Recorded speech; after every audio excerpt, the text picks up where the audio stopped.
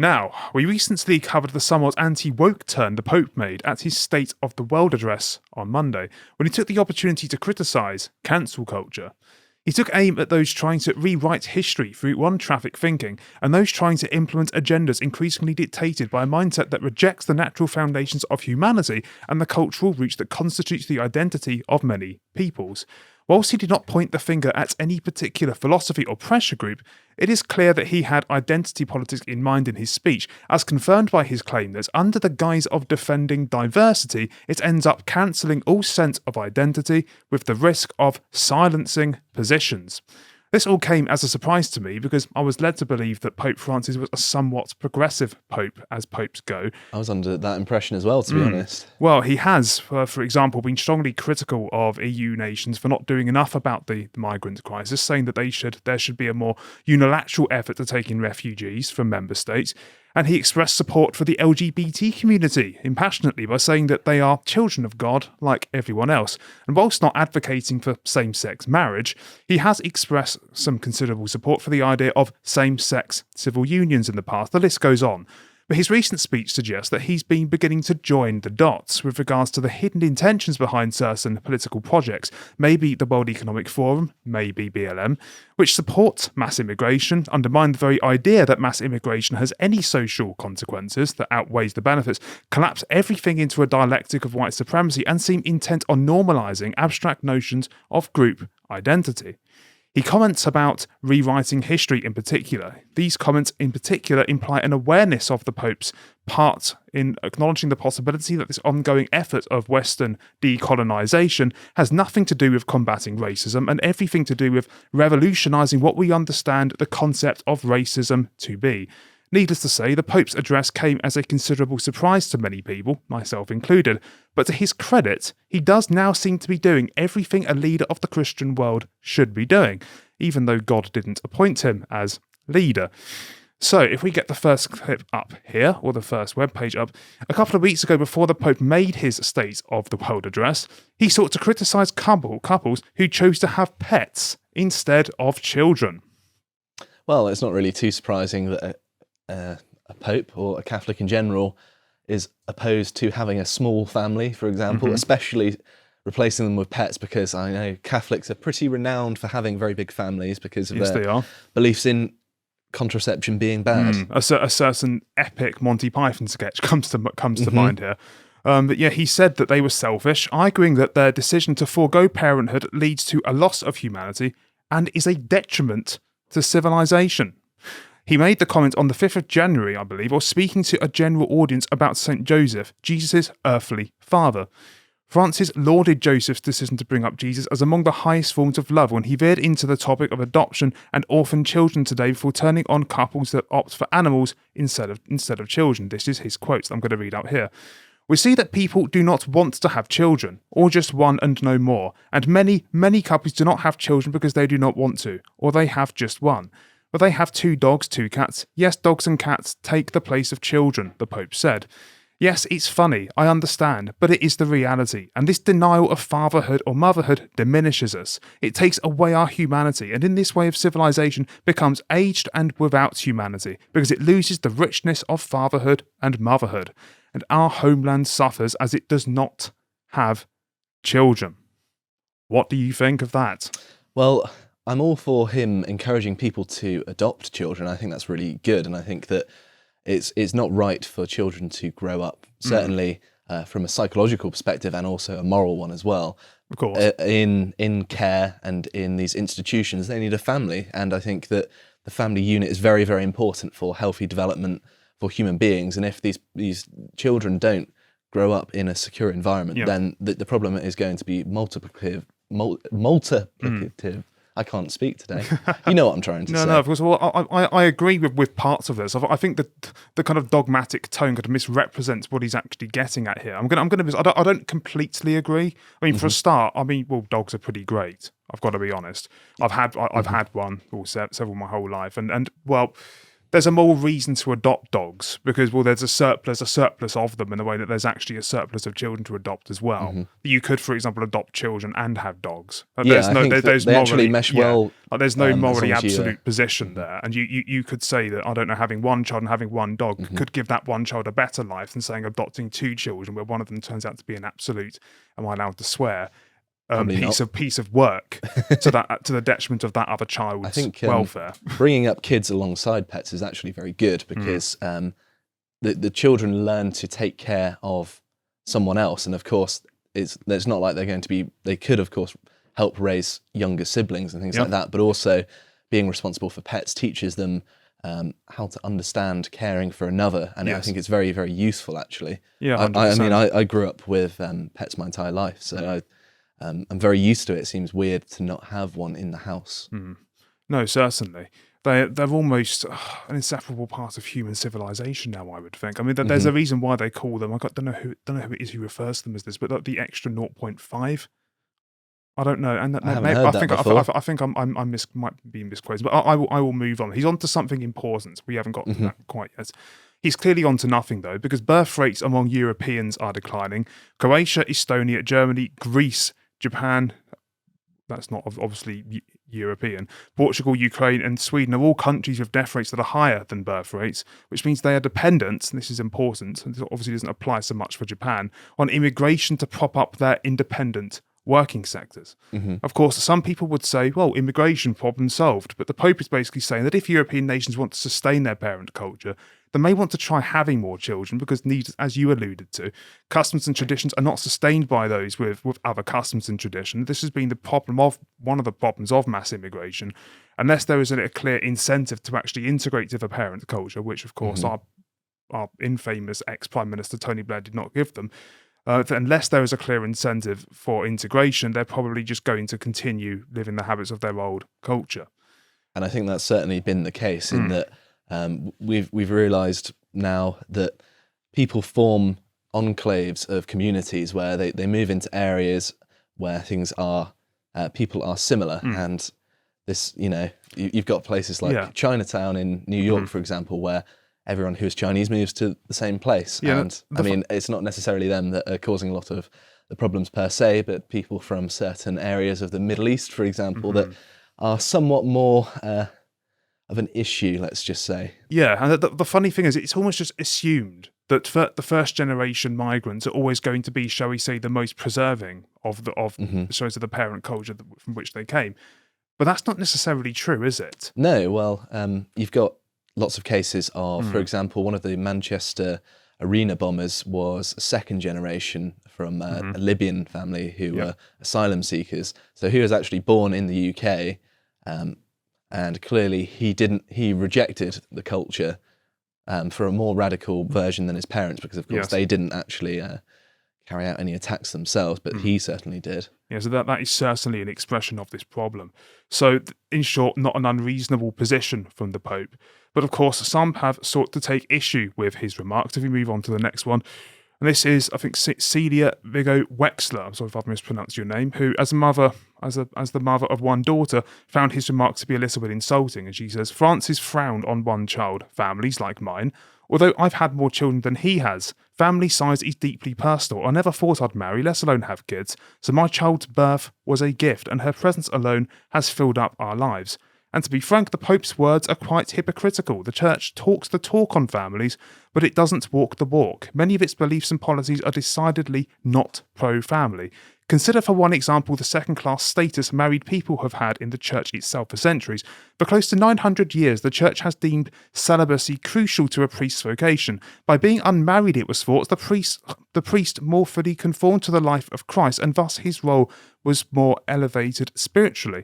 As followers of Christ, this is a quote from theologian Max Furian, as followers of Christ, we must aim for that pure love which renounces life. Quite a few interesting things said there, but I have two particular points I'd like to make to Celia. The first is that I don't really see how married families qualify through this logic as second-class citizens or citizens of second-class status. The Pope makes this sacrifice as part of a duty to his position to the church. It is a sacrifice, and known as a sacrifice, because he gives up some form of right that he otherwise would have had as a human being to assume the holy role, which he, again, arguably isn't qualified to have, but that's a point about Catholicism in general. And second, understood in the context of what was actually said at the State of the World address, the Pope is calling this selfish as part of making a much broader point, and a very relevant point about the modern world in general, about the fact that we have this tendency to actually ignore what has historically continued or allowed the things that we take for granted to exist in favour of self-interest. And this, I'm afraid, and the fact that people are having less children is one expression of that fact. Is it not?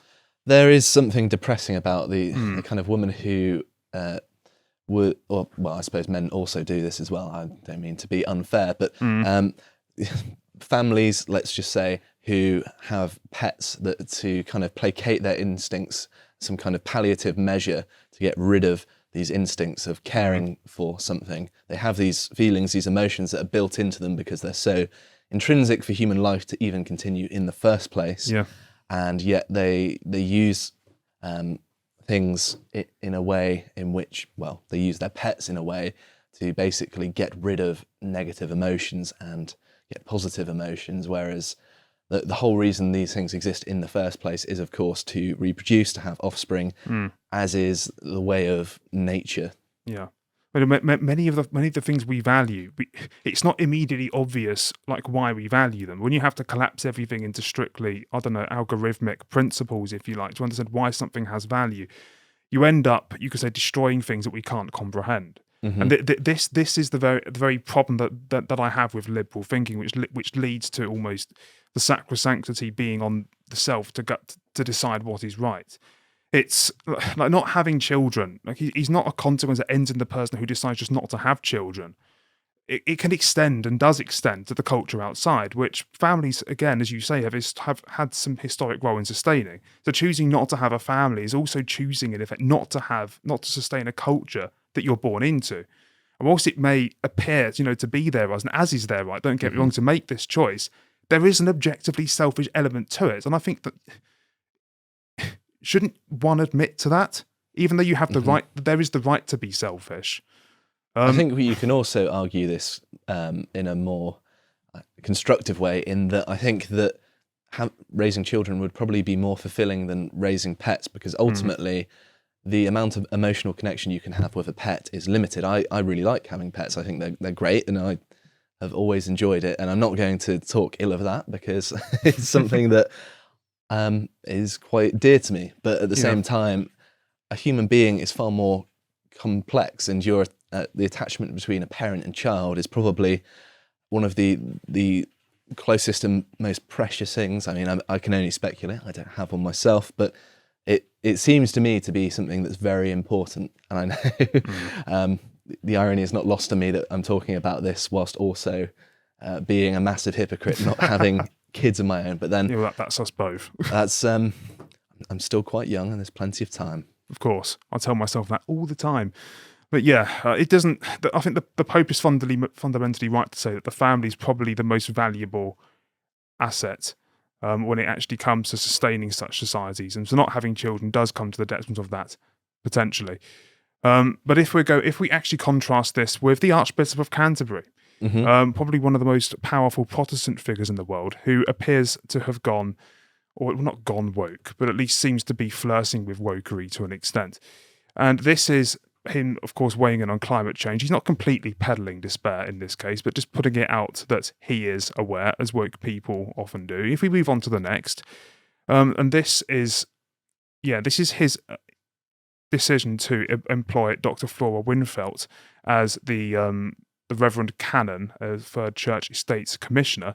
And of course, whilst it's almost impossible to know from this announcement whether she has been appointed because she's a woman, or whether she's been appointed on merit. I don't want to rush to a conclusion, because I'd like to think this is a meritocratic appointment. You can't help but think every single time you see, I suppose, it being announced like this that a woman has been employed, that it may have be as a result of a conscious effort to say, look, we're on board with the diversity program. I think it would be permissible to I suppose, pass on concluding that she's been employed because she's a woman for now, but nonetheless, this could be interpreted as an expression. But to get to the more serious stuff, which I would argue is just outright unchristian, whether you're a Catholic or a Protestant, he believes that you should be morally obliged to get the COVID jab. So if we get this next clip up here. So yes, Justin Welby said that the jab helps reduce possible infection. It's not just about me and my rights to choose, it's about how I love my neighbour. So he very much used that quote. And I'd like to respond by saying this, that maybe so, Justin. Love for our neighbour is an essential part of Christian thoughts, no doubt about that. But an essential part of Christianity also is acting out of conscience and personal conviction too, which necessarily involves respecting the personal convictions of others too, as paradoxical as that may be, I accept. One could even say that guilt-tripping others in obedience to laws which they do not recognise from the convictions of their own heart is an attack on the conviction of the heart, and thus, well, dare I say it, a sin maybe as well. What do you think of that? I mean, being raised an atheist, it's very difficult for me to comment on matters of sin. I don't want to step on anyone else's toes. I mean, if you're religious, make up your own minds, in my opinion. Well, but Christianity preaches that. Good point. But anyway, if we actually scroll down a little bit, we can see a picture of him having the jab. He's such a good Christian that he has to take a photo of himself committing what he regards as a moral action. Very unchristian again, and particularly un-Protestant actually, because he's presenting it as a ritualistic act of works, which is everything Luther accused the Catholics of doing. But moving on. That is interesting. Yes, it is interesting, isn't it? He might need to rethink. But he also wants us to accept illegal channel invaders. Oh, great. Mm-hmm. Yes, I don't remember that part of the Bible. Yes, nor do I. But he praised volunteers for helping refugees in a Christmas sermon. Yes, he said there's no doubting the human capacity to show great kindness. But the worst part of this is highlighted just beneath, if we scroll down a little bit, which reads, it's not politics, it's simply humanity. And what about the people who have fallen afoul of these migrants? Yes. Asylum seekers, as they like to be called themselves. Let's just be clear cut here. They're not really refugees, are they? No. They're coming from France, a perfectly safe country to claim asylum in.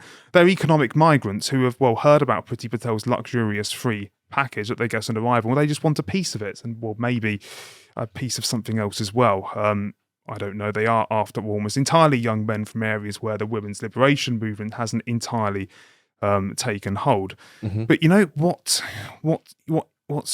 humanity is, Justin? Perhaps it's, I don't know, stopping potential suicide bombers from entering the country. Maybe that's possibly a good way to start, and it would also be a good idea to stop from offering them the opportunity to masquerade as reborn Christians. If we actually get the next clip up here, as was the case with, I'm not going to pronounce his name properly, but Ahmad al-Swilmeen, who, despite having become a Christian and participated in a Bible study program for asylum seekers, still tried to bomb a hospital in Liverpool.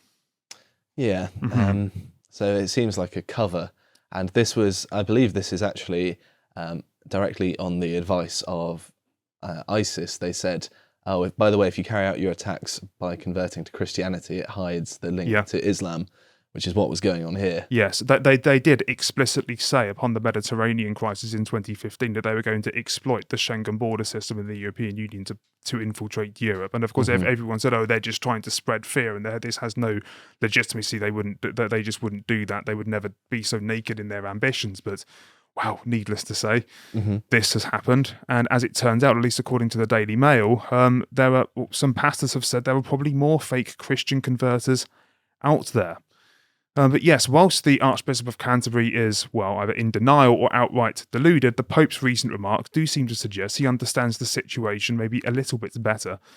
And if Christian nations do not really start sorting out, I think his main point is if Christian nations do not start sorting out the birth rates, then it's quite likely this is going to become more and more a greater problem with regards to the independent working populations. The more dependent they become, the more at risk they are, because they're more dependent on having to open the doors to those with explicit religious motives to do harm to them.